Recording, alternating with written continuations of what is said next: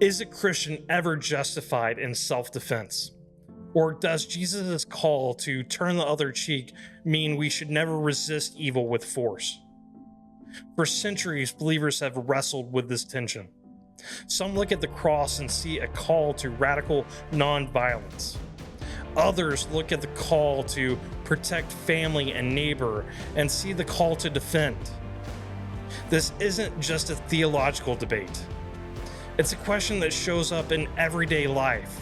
When someone threatens your family, when injustice rises in your community, and when you're asked what it really means to follow the Prince of Peace. Today, we're diving deep. Does the Bible teach Christian nonviolence, or does it allow for self-defense?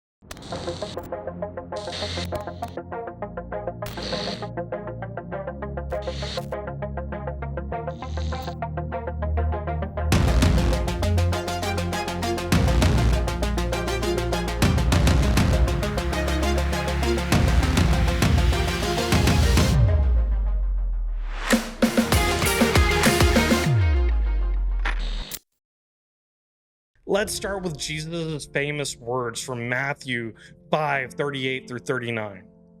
You've heard that it was said, eye for an eye, tooth for a tooth. But I tell you, do not resist an evil person.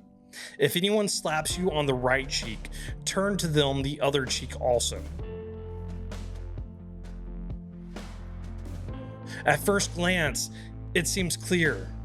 Jesus calls to absorb harm, not retaliate. Pacifists have anchored their view here. But Scripture never lives in isolation.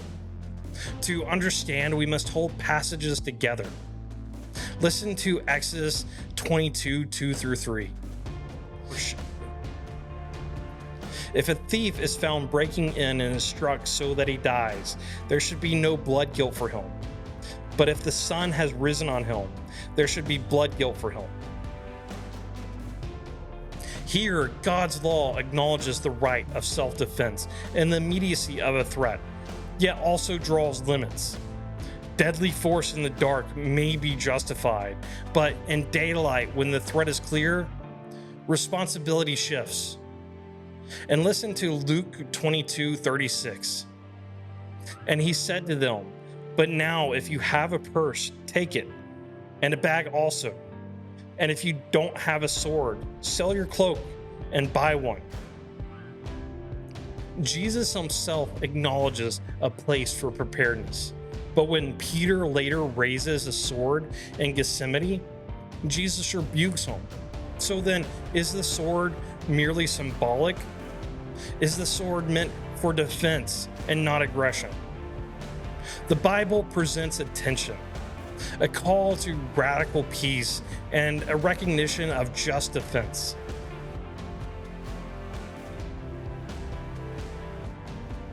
This tension isn't new.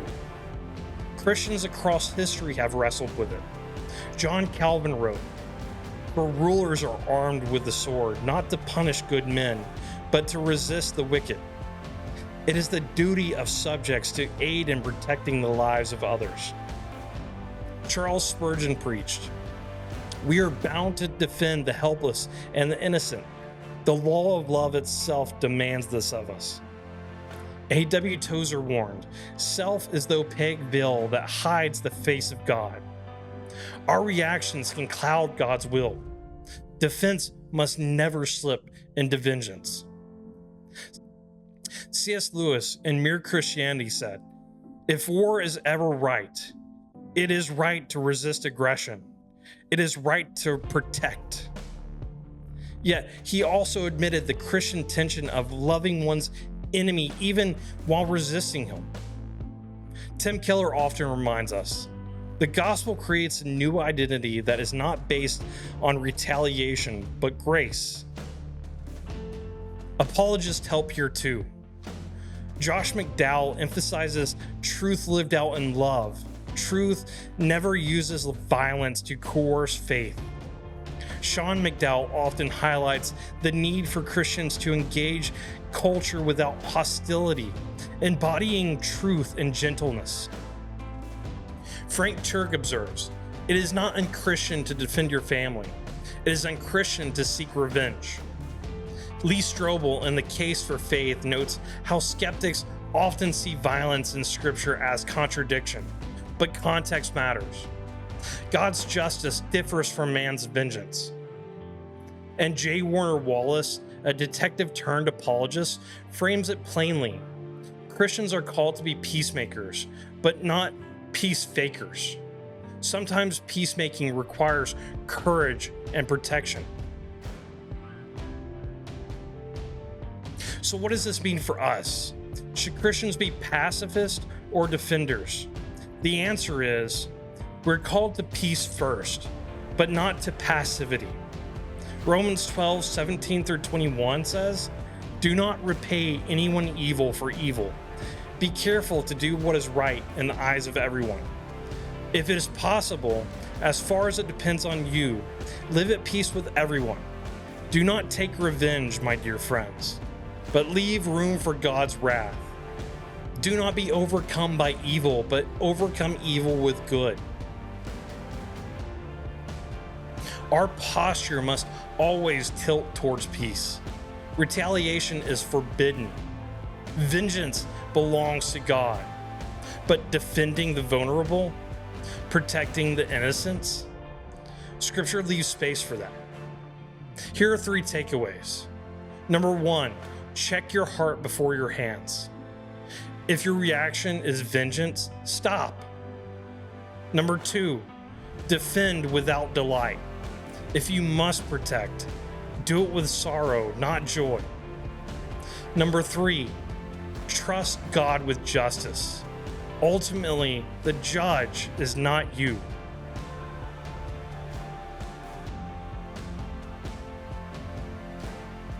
The cross is our compass. Jesus absorbed violence to defeat it. He rose to declare that death itself has no sting. That means I don't need to lash out. I can love my enemy, and if I must protect, I do it under the rule of love, not rage. May God keep you and bless you.